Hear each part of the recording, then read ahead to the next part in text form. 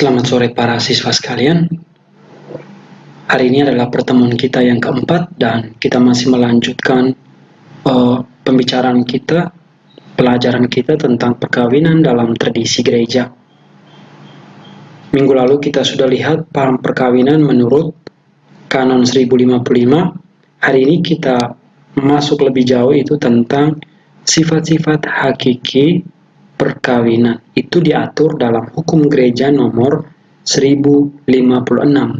Apa saja sifat hakiki perkawinan? Itu ada dua.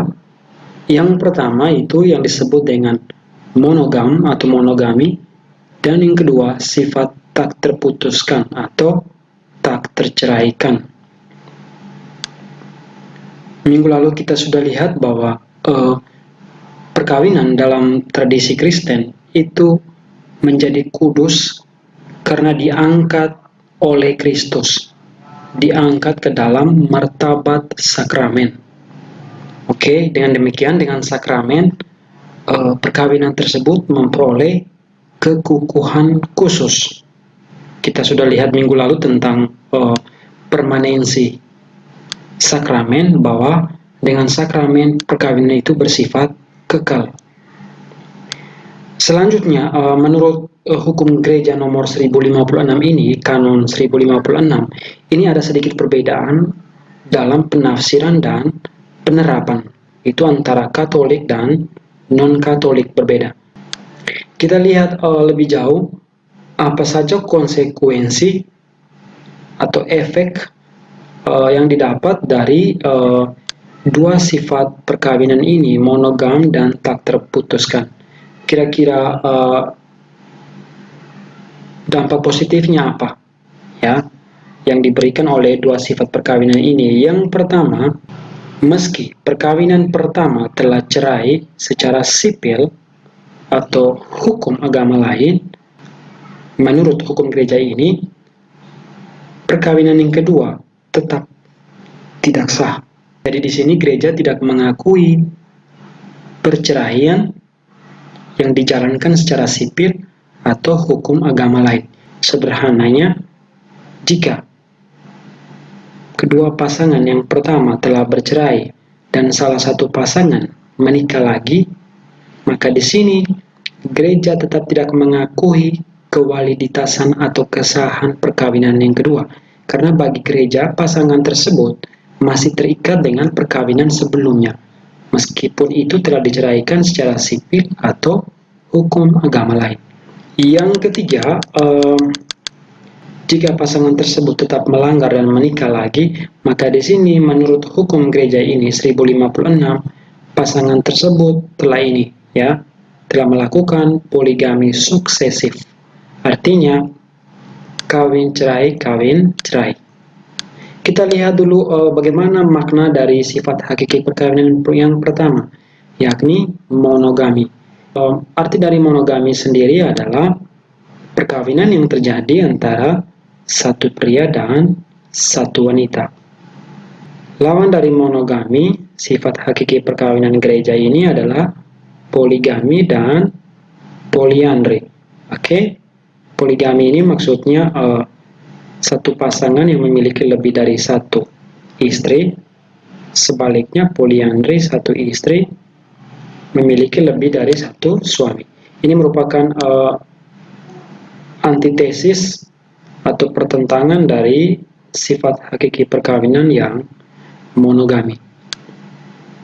Kita lihat poin penting yang berikutnya, bagaimana konsekuensi hukum, ya, konsekuensi hukum dari perkawinan atau dari sifat hakiki perkawinan yang monogami. Konsekuensi hukum yang pertama adalah dari sifat hakiki monogami ini, perkawinan tersebut hanya berlangsung satu jodoh pada waktu yang sama. Jadi di sini menolak poligami simultan. Artinya memiliki lebih dari satu pasangan pada saat yang sama. Hukum gereja Kanon 1056 ini itu menantang ini ya, yang kita sudah lihat tadi, poligami suksesif, yakni berturut-turut kawin cerai. hukum gereja hanya mengakui perkawinan pertama yang sah. Dan sebagai akibat lebih lanjut adalah larangan hubungan intim dengan orang ketiga. Ini lebih kepada konsekuensi dari sudut pandang moral. Kalau tadi lebih pada sudut pandang hukum, ya. Kalau yang ini lebih pada aspek nilai baik dan buruk. Kita lihat poin yang berikut tentang dasar monogami. Kira-kira sifat hakiki perkawinan yang monogami ini apa dasarnya? Dasarnya yang pertama adalah martabat pribadi manusia. Pria dan wanita untuk saling menyerahkan, menerima diri dalam cinta kasih total dan eksklusif. Dengan demikian, sifat hakiki monogami ini bertentangan dengan Undang-Undang Perkawinan RI nomor 1 tahun 1974. Oke? Di mana undang-undang ini mengatakan mengizinkan poligami jika istri tidak dapat menjalankan kewajiban sebagai istri. Misalnya cacat badan, atau misalnya mengidap penyakit ya yang tak bisa terobati, ataupun yang paling mendasar ini adalah tidak dapat melahirkan. Maka di sini kita bisa lihat konsekuensi lanjut bahwa menurut undang-undang tersebut istri di sini itu dilihat semata menurut sifat tertentu ya. Jadi di sini istri tidak dilihat menurut martabatnya sebagai pribadi manusia, karena standar penilaian ini hanya ini. Kita lihat poin penting yang berikut. Sifat hakiki perkawinan yang berikut adalah yang tak terputuskan atau tak terceraikan. Artinya yang pertama maksudnya adalah perkawinan tersebut harus berlangsung seumur hidup. Kita sudah lihat minggu lalu, totius vitae, seumur hidup. Maka di sini menuntut penyerahan diri yang menyeluruh, total tanpa batas waktu. Kita lihat konsekuensi lanjut dari sifat hakiki perkawinan yang kedua ini, tak terputuskan. Yang pertama adalah jika pasangan tersebut bercerai, maka pasangan tersebut tidak memenuhi janji ini, totius vitae, seumur hidup. Ini sebagai dampak atau konsekuensinya. Yang kedua, konsekuensi yang kedua adalah jika salah satu pasangan menikah lagi, maka menurut hukum gereja ini 1056 ini, perkawinan yang kedua itu tidak sah karena masih terikat dengan perkawinan sebelumnya. Kita lihat dasar kitab suci tentang sifat hakiki perkawinan yang kedua ini, tak terputuskan ini.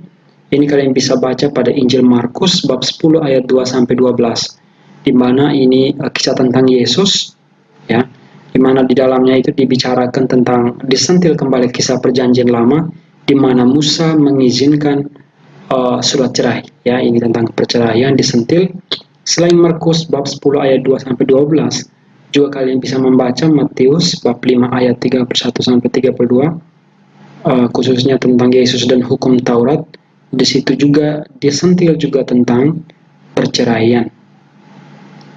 Kita lihat selain dasar kitab suci ini, dari sifat hakiki yang kedua, ada juga ajaran gereja yang sudah kita lihat minggu lalu juga, tapi hari ini juga kita lihat itu ada Gaudium et Spes. Dokumen ini secara khusus tentang keluarga, family, keluarga. Dan salah satu dokumen yang penting gereja ini, karena di dalamnya ditulis banyak sekali pengajaran iman, yakni Katekismus Gereja Katolik. Bukunya lumayan tebal, cukup tebal, kalian bisa baca, cek di internet. Itu dari nomor 1644 sampai 1645. Sekarang kita lihat dari sifat hakiki perkawinan yang kedua ini, kita lihat dari aspek ini. Aspek lebih kepada aspek kemanusiaan, aspek logis, akal sehat, bahwa dua sifat hakiki perkawinan ini lebih mengedepankan ini, martabat pribadi manusia, baik martabat suami maupun martabat seorang istri. Yang kedua, aspek kemanusiaan yang lain, bahwa dua sifat hakiki perkawinan ini lebih pro kepada kesejahteraan suami, istri, dan juga pihak yang paling lemah ini istri dan anak-anak. Ini kita sudah lihat minggu lalu, kesejahteraan suami istri itu bonum conjugum. Untuk menutupi pertemuan kita sore ini, ada tugas di atas. Kita sudah bicara tentang Undang-Undang Perkawinan RI nomor 1 tahun 1974, itu di mana dikatakan bahwa poligami itu diizinkan jika seorang istri tidak dapat menjalankan kewajiban sebagai istri. Mungkin karena cacat badan, penyakit, dan sebagainya. Jadi saya meminta para siswa sekalian untuk bisa memberikan pendapat pribadi. Kira-kira menurut kalian